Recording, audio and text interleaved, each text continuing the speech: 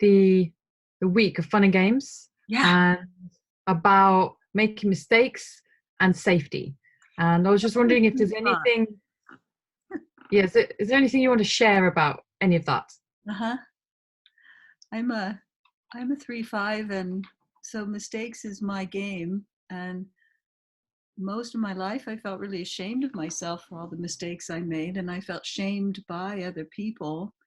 And I would really like to rewrite that, and especially at the event I want to make sure that everyone can bring whatever they bring and do whatever comes out of them without fear of being shamed, or people saying, well, you didn't say that right, or you didn't this. It's not about being right, it's actually about gaining awareness. And like a good 3-5, I've realized that a lot of my awareness comes when not when I do everything perfectly, but Mhm. when I actually fuck something up and then see how I'm operating. So it's really a safety free zone and a judgment free zone that I want to create, and have it be about correctness. And if and so you and I were at that HD meetup in London the other day, Mhm. and you hadn't eaten. It was like, I don't know, 2 o'clock or something. You hadn't eaten, so you went and you got something to eat, and we were sitting there. Would you like to share this, or shall I keep going?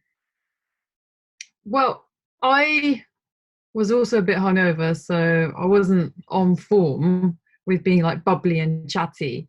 And I was quite hungry at that point, yeah. So I went and got some food and brought it back to the table. And I'd been away for quite a while.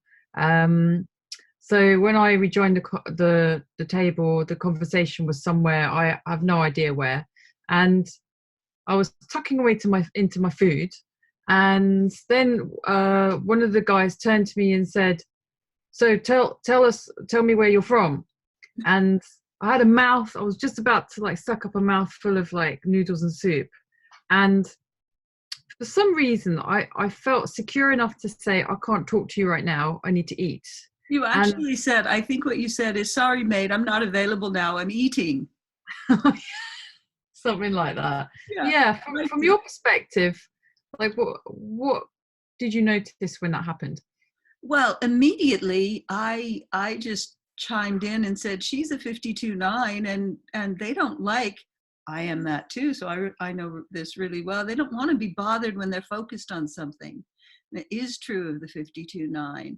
And it's a wonderful example, because often we try and do things that are socially acceptable or polite or nice when they're really not good for us. And so that's one of the things that I really want to bring out in this event is, let's be who we are.